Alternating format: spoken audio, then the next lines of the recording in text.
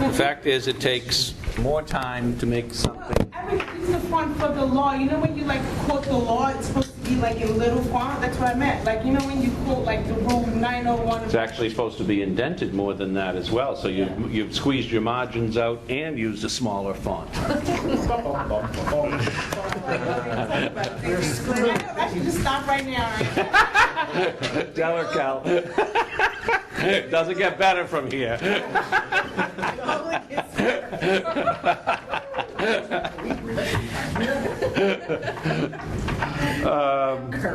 No. But the process, just to touch on it briefly as a teaching moment. The process of editing and revising and condensing what you say is really fundamentally important as a lawyer. People tend to think if they go on and write, that sooner or later their point will somehow be delivered and they'll stumble across it. And the fact is, sometimes the best thing you can do is say less and write less. And if you've got, and I've told the students that have taken me for trial advocacy, you don't need a 20-page memorandum if you've got a single case that is directly on point with the point you're trying to make. Forget the memo, hand up the case to the judge and say, this is the law. And then zip it, right? Shut up. Less is more, and I think too often, I've got someone's brief here, we encourage you to write and write and write. And you realize that's a limit, page limit. It doesn't mean that's what you have to write. So you could write less. Thank you. Thank you. Just to be clear, that doesn't mean nothing. It means less, Miss Kelly. The judge erred. That's it. Maybe a smidge more. But seriously, we tend to think that if we get to the last word, that'll be the right word, and that's not necessarily true. Sometimes the best work you do is short and sweet. Thank you, sir. Now that you've exceeded the page limit, right? Thanks a lot. I wish other professors were on the same page with that. I wish they were too, but they should be. They should be, but sometimes, obviously, the flip side of this, they could see it as an excuse for you to be not as complete and thorough as you should. But I know better than that. I know better than that. But honestly, seriously, it takes much, much longer to take a 10-page paper or a 10-page piece of anything and condense it down to fewer words. This is the God's honest truth. Just before I came up here, I'm submitting a piece for a national publication, and they're gonna take it online. They said, well, we also would consider a shorter piece for print as well if you want to revise it and edit it down. And of course, my first question is, well, what do they want the focus to be? Because right now it's about 10 or 12 pages, and it says everything I want it to say, so I can do it in 3, but I'm going to lose something. So if they have a preference as to what they want, then let me know. Otherwise, I can edit it down. But editing something from 10 pages to 3, or from what's, I think, presently about 2,500 words down to 750, which I imagine is what they want. That's what most op-ed pieces would end up being. That's going to take a lot to make it still have anything close to the. Well, so obviously, some points have to go if I'm going to get down to 750, and then we all tend to fall in love with our own words, and then to have to lose some of your children along the way here is going to be hard. But that's the process. So editing down by 2/3, maybe more, is not going to be easy, and it's not going to be done in 15 minutes. But it likely, at the time you're done, like anything that's then condensed, may well be a stronger piece. And that's the point, is I think we tend to encourage you, and lawyers as a general matter tend to really want to judge the quality of work by the weight and the mass of it. And that's not what we should be doing. We should be looking for eloquence, and we should be looking for brevity, because oftentimes you wonder whether the judge has considered everything. And I think I told you the story when we looked at one of the summary judgment cases. I had a large case with respect to summary judgment, and honest to God, I've got it upstairs. The defendant filed a motion, maybe seriously that big, the motion with the joint appendix and everything else.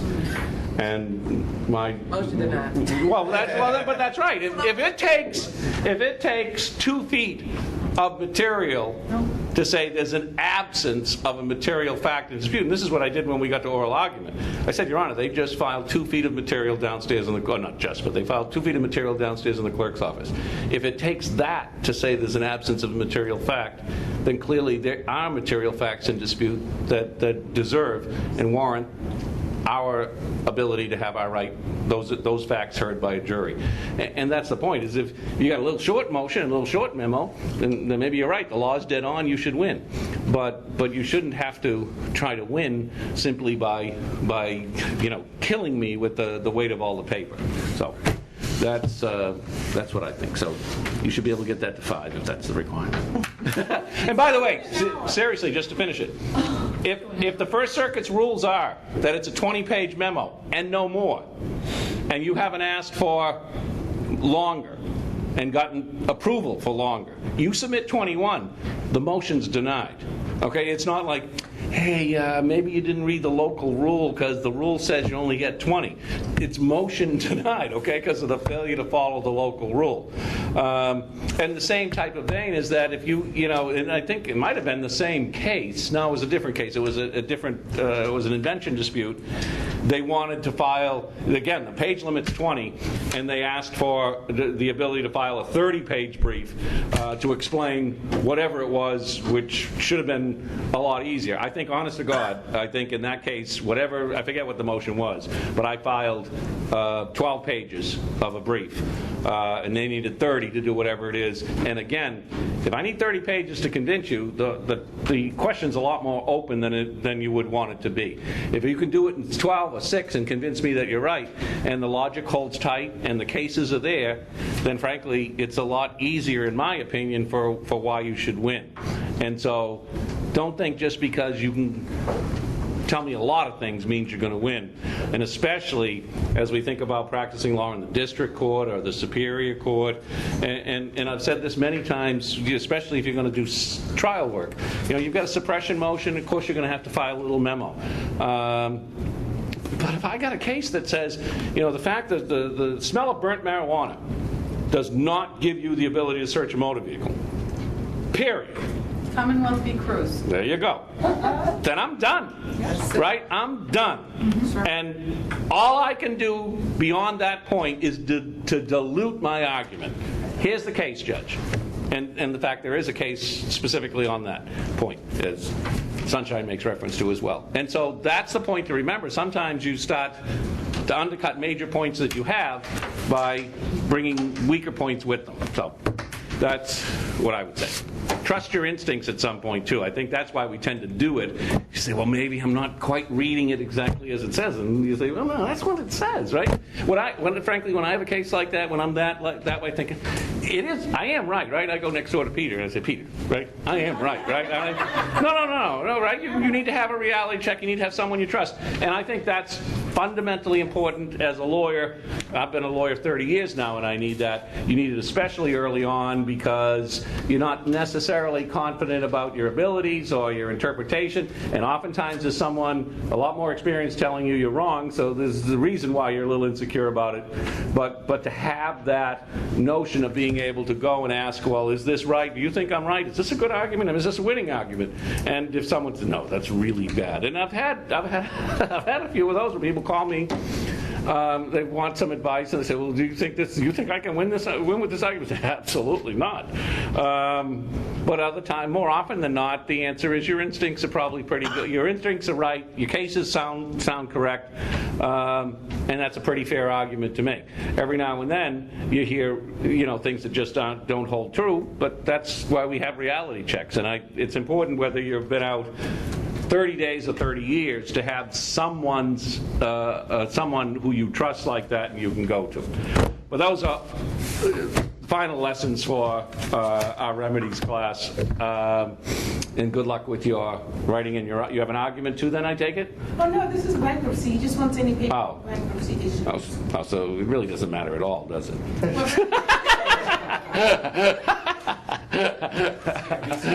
So, as you said, he's not going to read the 6. The only question is, will he read the first 3? Is he going to flip the first page? We're just kidding, Jeff, for those that are listening.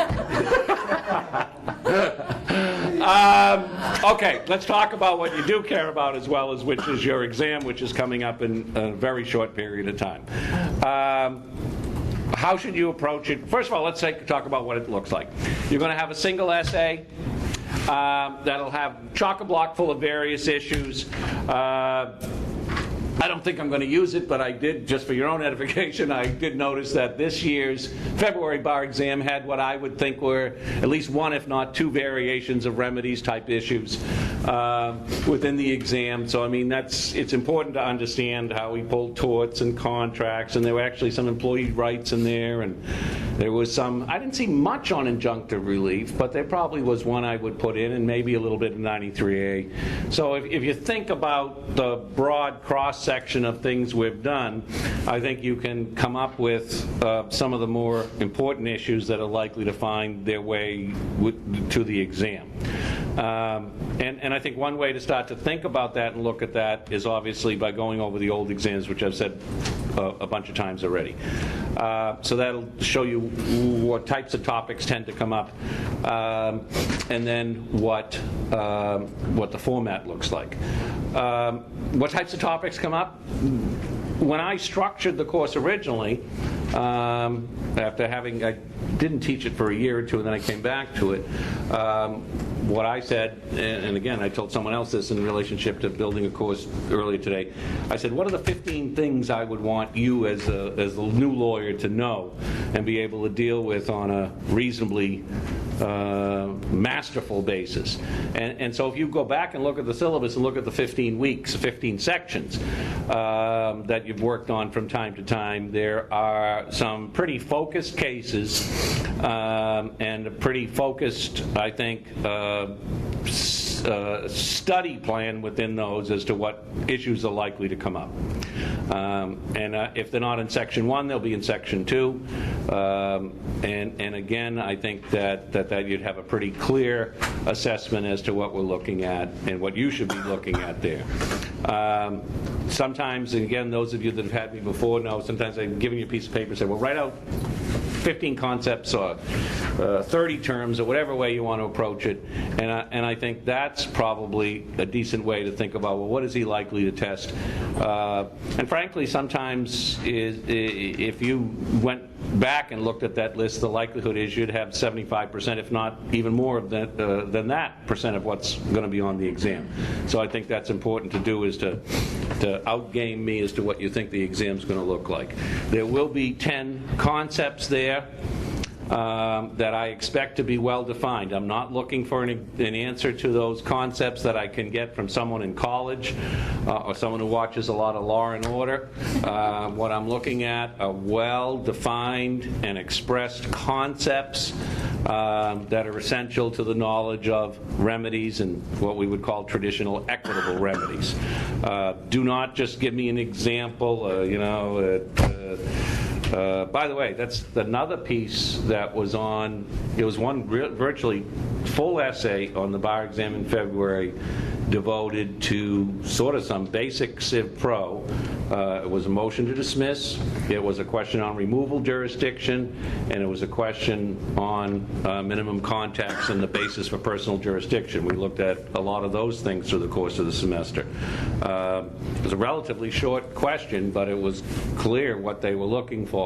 And they even said, they filed a notice of removal, what are the rights of the parties? So you didn't have to look hard to figure out what they were asking you to do. And obviously then one of the issues would have been motions to dismiss for lack of personal jurisdiction. I see this course as sort of an extension of your first year courses, specifically Civ Pro, but also, as you saw, torts and contracts and property, as we saw closer to the end. Because now what you're doing is putting all of these pieces together for when a client comes into your office, and where do we go? What do we do? And I expect you to take them from A to Z. So don't lose sight of the fact that, you know, you're just going to address the damage issue, because there's a lot more than that. If you remember and go back and look at the early part of the course when we were looking at injunctions, we had multiple weeks where we looked at specifically in a fair amount of detail the procedure on a request for injunctive relief and the right of a hearing and the right to an evidentiary hearing under certain circumstances, and what would be necessary in order for the court to establish that injunctive relief was required and the like, although obviously it's never required because it's discretionary. I would hope that I would see all of that. Okay, I don't throw out Civ Pro because, well, we're not in Civ Pro anymore, or, you know, forget contracts because, you know, we finished first year. At this point in time, whether you're taking this after first year or just immediately on the way out the door, I expect to see all of that. There'll be tons of issues within there, and don't take anything for granted that you shouldn't be able to tell me about the remedy for the contract damages or the format for injunctive relief and what you would be entitled to do and what you would be required to show should you be looking for it. You'll have a 6-page limitation, but there'll be plenty within this essay that you should be able to use all 6 and be able to explain it in fair detail. I'm not going to give you credit for points that I don't test, what I call the brain dump answer or the outline answer. If you're going to tell me about stuff you know that we might have talked about but that isn't on the exam, then save it, because if you've got to fill it with stuff that I'm not testing, I figure you don't know the stuff I'm testing. And I'm not looking for the greatest outline for remedies in the world. I'm looking for you to address the problem I'm presenting you with.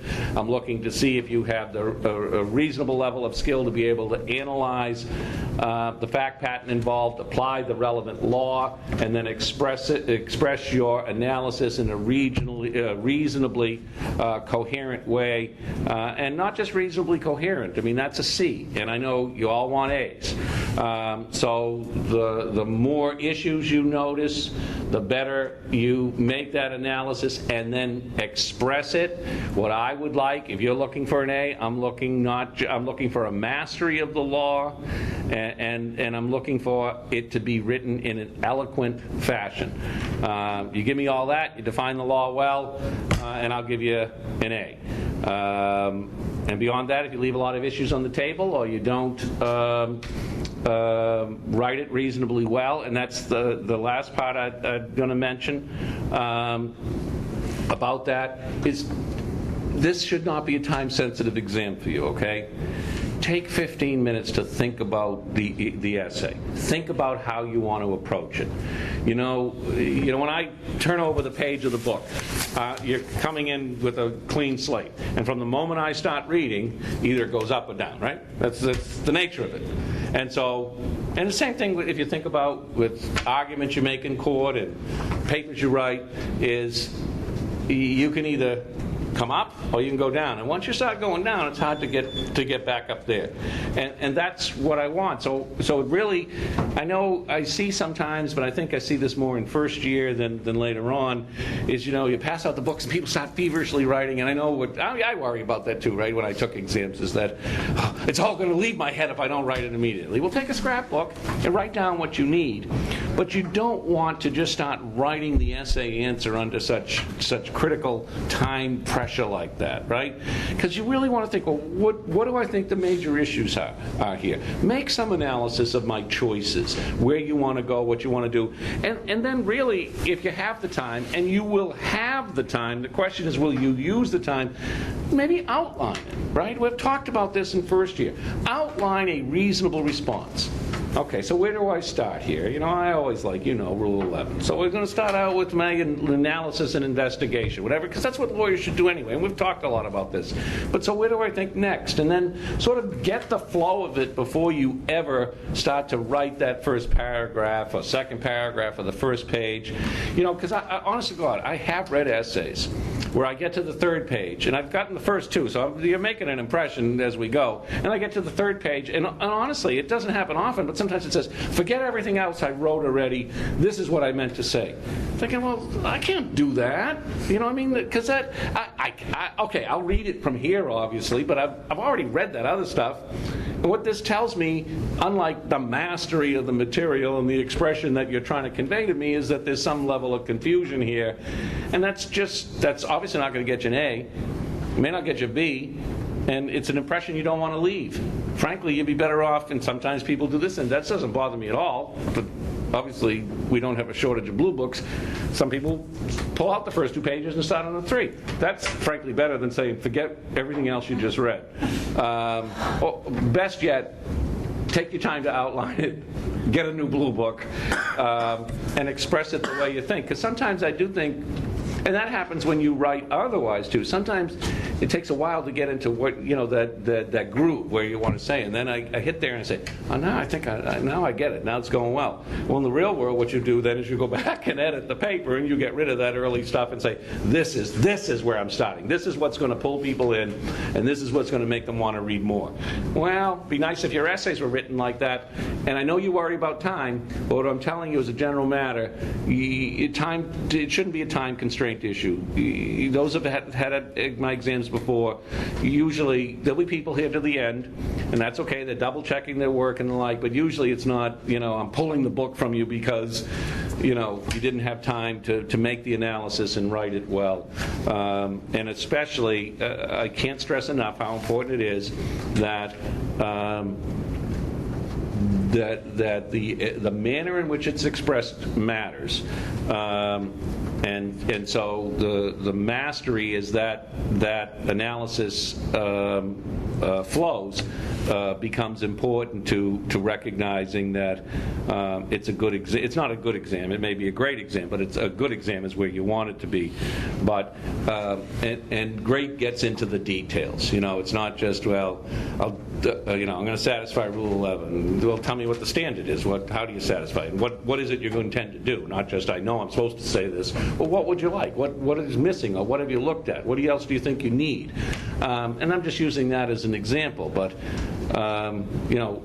define for me what you say that if you think it's a constructive trust or you think it's a resulting trust. Define the law clearly and then apply it to the facts and then come to a conclusion. And as I've said before, again, some of you know this, the conclusion isn't as important as the journey, really. I don't necessarily care whether you decide it's going to be Suffolk Superior or Essex Superior, or somehow you think, well, this is a federal court case, assuming there's a basis for federal court jurisdiction. And frankly, a lot of times, something could either be state court or federal court. So there's those choices. Neither might be wrong.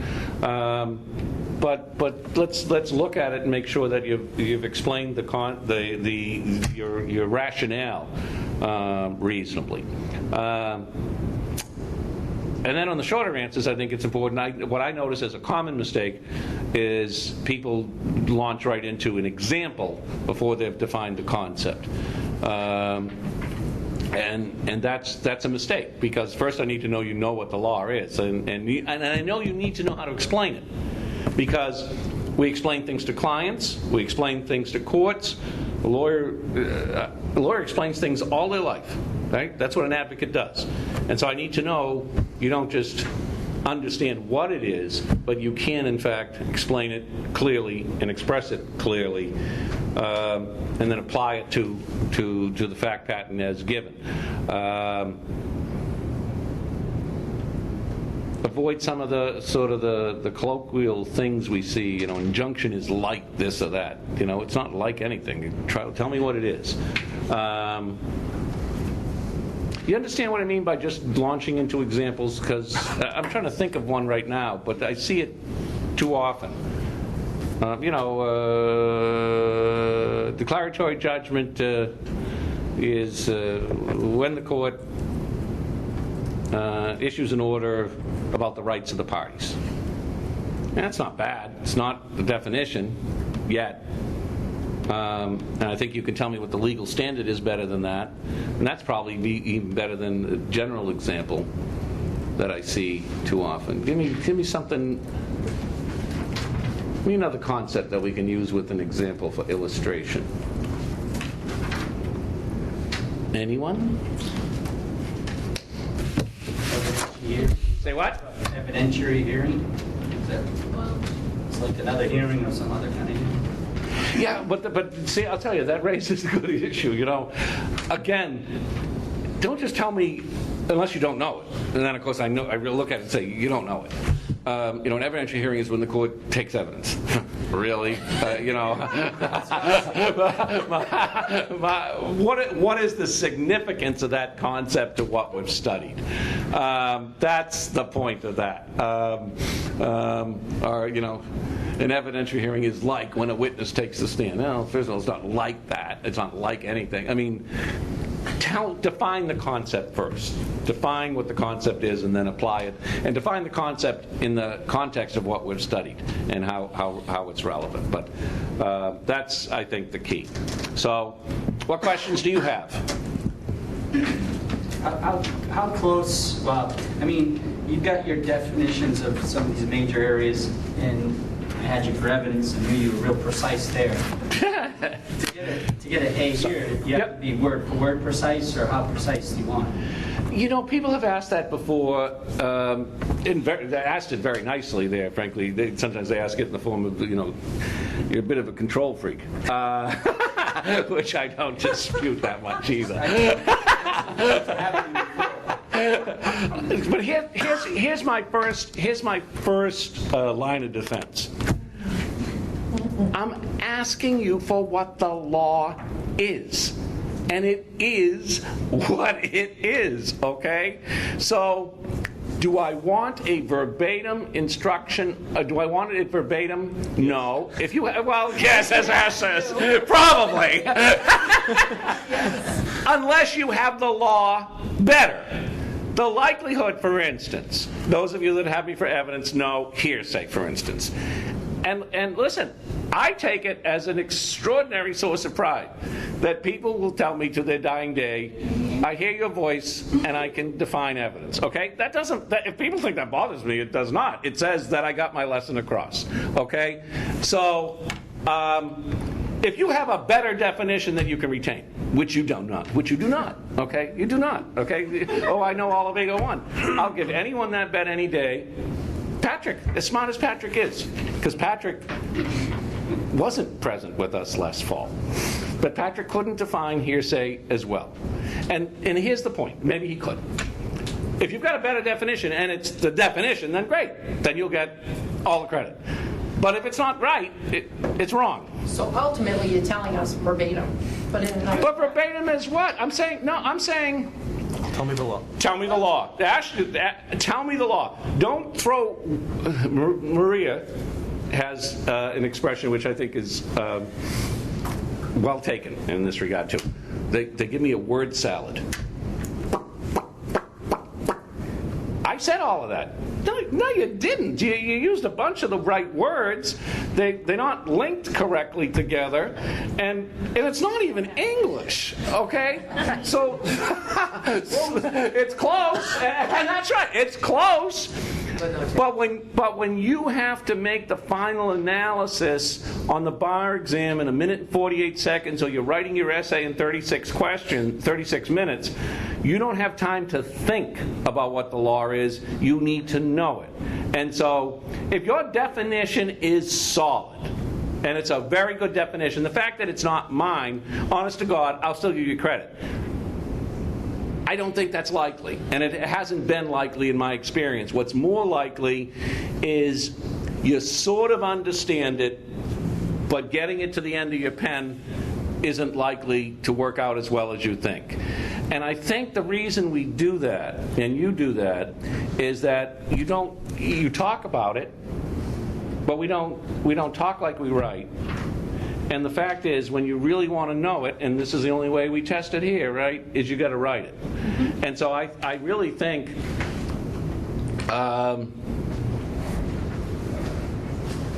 I could ask you, and we should do this. No, we should do this right now, but we'll just sort of do it in our heads, right? I could ask you to define, say, equitable defenses. And we'd get a number of different variations of it, but if I asked you to write it right now,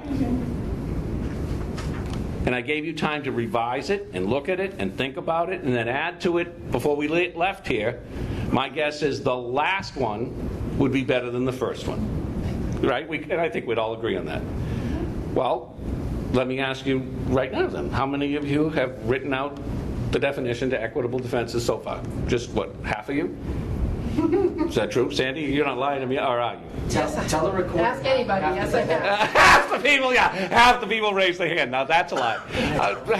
So I actually believe you if you say you've done it, because you sort of know me at this point, right, Sandy? Yes. We know each other, Sam. Okay, anyone beyond Sandy? I wrote it once, but Oh, did you? remember, yeah. Okay, well, once is once, but. I read it. But that's the point. No, but this is an important point. We read it, we think we know it, until you start to write and express it, and until you do that a few times, and then you can do it and replicate that with some level of similarity over and over, then you don't know it. And that's why, it's easier to insist on my definition of hearsay, because you got to know it. And if you don't know it, it's a zero, right? And so therefore, you know it. Gary could tell us right now, couldn't you, Gary? But anyway, no. But the point is, and here's the point: with all of these concepts, and whatever we do in law school, they have an established meaning that you have to have and define. And don't tell me it's like this or that, because it isn't. Right? There's a precision within the law, and that's so. If it's there, and you can do it in other than the way you've seen me define various concepts and the like, that's great. But don't fool yourself to thinking, I have a general understanding and that's good enough. I really think I'm not a hide-the-ball person. My guess is, and I'm not going to do it, but you could do it, if you wrote out now, and you should do this for yourself, Sandy probably already has, what the 20 concepts that are likely to be on part 2 of this test, if you wrote 20, I'd almost guarantee you would have 10 of them that are there. Right? Sandy? Don't you think that's true? So true. So true, Sandy says. And I'll bet she's right. And so, that's like a gimme. I'm not. Some of the other professors want to see you leave here in tears at the end of the exam and say, oh boy, I got them this time. I'd rather know that we had a successful semester and you actually got it. So I'm not going to trick you. If you should be able to figure me out. And that's what I'm looking for. And I do want, Gary's correct, I do want a higher level of precision than might be demanded elsewhere. But I think that's to your benefit, because you know that, and B, I think if you know that, then you know what the target is, and I think it's easier to hit that target. But if you've got a great definition for one of the concepts and it's accurate, that's the other thing. It's obviously got to be accurate. It doesn't just read that. And every now and then I get those. It reads really well, but that's just pure BS, right? No, seriously. And I'll tell you right now, for those people, there will be people either in this room or online who will make up some of these definitions. Like, I don't know what the odds would be of trying to hit it, just sort of freelance in a definition to a concept you clearly don't know. But I got to give them credit for temerity, because I read and say, that's just really, what do I look like? Yeah, but if you get 0 points for not answering at all and you don't know the answer, you make it up, right? Yeah, but so you get a 0 for making it up too. What if I get right, though? Huh? What if I get like the first part? Right? No, that's where the precision comes in. Oh, so you this is Maria's point. You throw a couple of words in because it sounds like it makes sense, then add a few stringers together, and that gets you half. No, there's no pity grades. That's not the way it works. No points for creative thinking. No points for creative thinking, other than, listen, I do value creative thinking. I don't value creative thinking in defining the law. I do think that in law school, too often, we kick the creativity out of you, and I think especially in the practice of law, especially in resolving disputes, creativity is vitally needed and not often there, and it's an important skill to take with you as a lawyer, especially in resolving things, because sometimes you got to get a little outside the box to try and figure out how to make all things work, and if you do it, that oftentimes you can make a deal go where it wouldn't have seemed possible to make this deal work. And that could, the easiest thing, and I think I've said this to you, your client needs to hear that he's getting $1 million, okay? Well, let's structure a payout if we have to over 4 years, $250 a year. The likelihood of the actual present cash value is probably closer to 8, okay? But they're not hearing 8, they're hearing I'm getting $1 million over 4 years, if that's what it takes. So, and there's many other ways to structure similar things. That's just one of the things that comes readily to mind. We talked about the client wants, the defendant wants an apology. I want my money. But he still says they won't apologize. So how do we structure that? And that's where I think the creativity becomes important to it. So, and listen, by the way, with respect to Gary's question, if you have a definition that you think is better than what I have, no, you might. But and if you do, here's the deal: you want me to look at something, stop into my office. I'll be here for the next 2 weeks. But that means you've got to think about it in advance and write it out, and I'll look and tell you whether I think that's good or not. And if it's not good, I'll say, no, that's not good enough. But don't just email me stuff. I want it, I'm not going to just double check your homework and give it the blessing. We'll take a look at it and I'll see it. But beyond that, obviously if you've got to freelance it, you got to freelance it. But it's not that wise, because I do like precision. But as I tell people, that's the law. It is what it is at the end of the day, and so oftentimes it's got to be pretty exact as to the language. I mean, I asked you to define private nuisance, and crap. What do you mean I killed you? Killed us on that. That was torts. That was a subject that I assume you all already passed. You should know. She's showing you the definition on his papers that he teaches us, and it's like, no. I'm like, oh my God, you killed him. Well, but that wasn't complete, though, okay? And I do understand where there's be some confusion on that, because Thanks. you don't define something, frankly, by saying it's not this. Right. Not for me. But Patrick even gave some pretty good definitions. I went and listened Even to that. Patrick? And Well, that was astonishing, huh? Well, you're close. Well, Patrick was close. Patrick was close, is my recollection. But again, that might be one that the more we think about, before we're done, we could have a well-defined definition, and which I'm sure you all went back and worked on that and came back and kept working on it and have something really, really impressive now. Or you said, no, it's we did that a couple weeks ago. Don't have to worry about it anymore. Well, I got one. I bet you do. So, listen, and that my recollection is before we were done, we were reasonably good with respect to that. But that's what you want to have. What else? How much is the final worth of the overall grade? 3/4. 75% of the final grade is that. The balance is what you submitted at the midpoint. Did you get my complaint, by the way? Well, you had told me to resend. Yeah, I did, but you didn't really resend it. You sent me a link that I had to then go pull it out of some Dropbox somewhere, is my recollection. That's how she rolls. So I got it. Yeah, that's how she rolls. Yes, I got your complaint, Sam. Dropbox is the future. That's right, it's the future. You need to use that, Cloud computing. Yes. I understand that, but when you're supposed to submit something, it doesn't mean here, you can go find it here. It means here it is. Am I right, Ash? I agree with you. Which, by the way, when we file things in federal court electronically, I have to file it there. I can't tell the court, you know, it's in my cloud. Yeah, it's in my Dropbox here over here. You can go get it.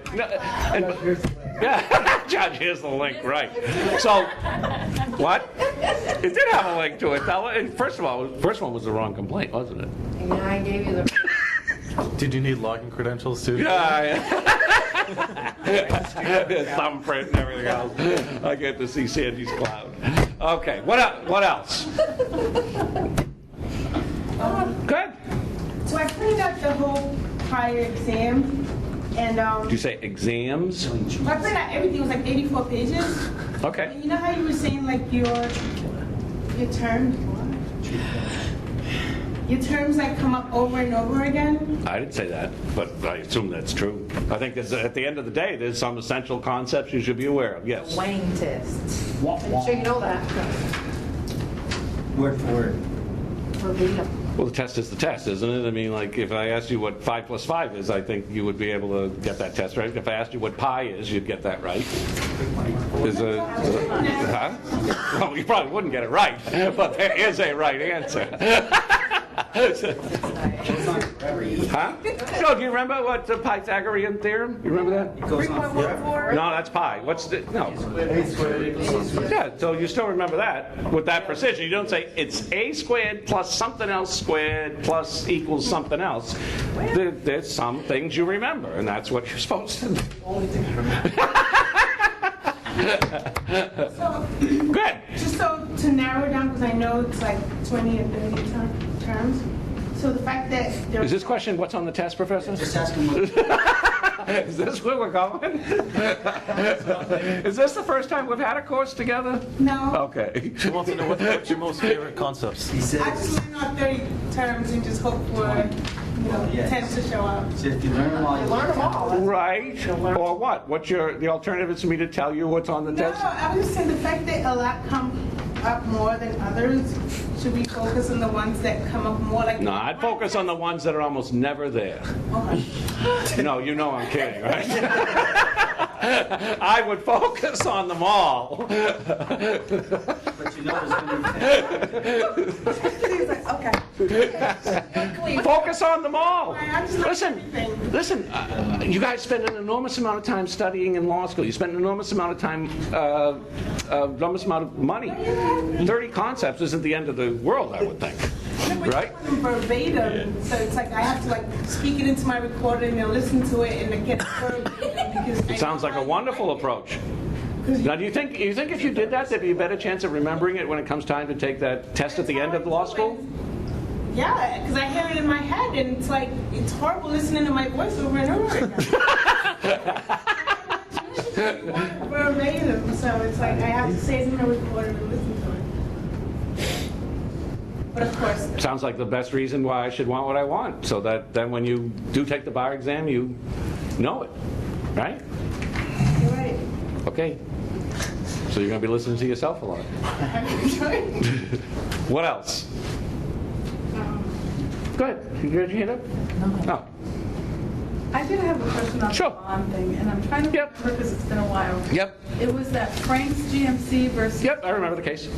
and it said the definition of bond was that the one that has to post the bond is the moving party. Yes. And then I was trying to remember, and I was looking for it, but I couldn't find it, so I gave up. Was it, I believe it was Frank that had to post the bond. Frank's wanted the bond, correct. Yes, but they were suing GMC, and I'm thinking, if they were suing GMC for GMC to continue production, then why would they're out of money, why do they have to put the bond? Why is it? In case the claim's bad. In case their claim's bad, and what, so what? Where do we go with that? In case they lose, in case their claim's bad, and... the cost incurred by the opposing party. Okay, but I'm hearing that word salad. I'm hearing sort of phrases stuck here and there, just so you know. Okay, you want me to read it word for word? You got something? Well, I get the definition in front of me. So what do you say? Purpose of bond is that the party against whom the injunction is issued has no legal or equitable means to recover against the moving party for wrongful grant of the injunction. Okay. And it goes on. Okay, and the bond is for what then? in case. Insurance. As a security. Okay, these are words. These are words. These are not English sentences. An equitable means to recover against the moving party if for wrongful grant of the injunction. The last part of that. And what's the bond designed to do? Protect the non-moving party. From what? From In what? case the grant of the injunction is wrongful. So what did they get? It's like an insurance policy. They get whatever losses they might have incurred. Okay, I didn't hear you say that. Okay? No, right? I didn't hear you say that the bond is designed to ensure that in the event that the injunction is later determined to be improvidently granted, that the non-moving party has the ability to recoup their losses as a result of the injunction having been granted against them. So it would not be an automatic judgment of the bond. It would be Correct. And this is an important point, right? The bond is there as security. If the defendant doesn't suffer any losses, then they don't have an automatic claim to the bond. If the defendant suffers losses, that doesn't mean they get the entirety of the bond. They only get the amount of the bond up until to the point they can prove losses attributed to the injunction that was improvidently granted. And I think what was driving me crazy was the wrongfully granted. How can you grant something that's wrong? Don't grant it. It's wrong. Okay, well, it's going to have to be, and that's a piece that you might want to add, is that if it is later determined to have been improvidently granted. And so we're talking about the appeals court reversing the ruling on the injunction. At that point, then, the defendant has some recourse to recoup their losses. And how long is the bond in place? The bond's in place as long as the injunction is outstanding. Like in Frank's GMC. If Frank wants GMC to have to continue to have the warranty business and to make these parts and provide them to them, well, there's going to be, at least GMC, as they said, there were going to be significant costs to GMC attributed to having to comply with the terms of that injunction. And so what GMC was saying is we would need a fairly significant bond because A, we think this is wrong, and B, when it's later determined to be wrong, we want to have some recourse as to how to collect the losses we suffered as a result of this wrongful injunction. And that's what a bond is for. The moving party, the other part of that, too, remember, is the moving party is obligated to post a bond, but the amount of the bond is discretionary, right? Remember the cases, because there's a lot of moving parts here. And then we even read some jurisdictions where they said, if the amount of the bond is so discretionary, we can dispense with it completely. I don't think that's the better rule of law, but there are jurisdictions that say, arguably, we can dispense with the bond. Since the amount is discretionary, we can dispense with it completely. It's not the better rule of law, but some jurisdictions see it as that. Okay? What else you got? Nothing else? So you got the format down. We'll be in one of the larger rooms. I think it'll probably be 204. You know when it is, right? 6 o'clock on Alvin Ailey night? The 15th. The 15th. That's a Wednesday during exams. 3-hour period, right? 3-hour period. I would imagine if you take the time and address it appropriately, we still will have a few minutes at the end to fix all your spelling errors. Not mine. Anything else? No questions? Petey, you understand? I can't tell you what ones. No, I know. Okay. You could have at least tried. She tried. But by the way, even if these are the ones I test, that doesn't mean those are the ones that are going to be tested on the bar, and that's the test we have to worry about, right? That's the test that's on our radar screen. Even if you told us all 20, it's still going to be hard to never get them. It doesn't need to be verbatim. It does need to be complete, and that's the thing to think about. Is really, and in fact, again, I do this with my own writing. Is I look at the sentence and I say, does that say everything I want it to say, or do I need another sentence? And that's what you need to do here. Is don't just say, okay, I got it. I took it offline somewhere, or I got it from, his good marks.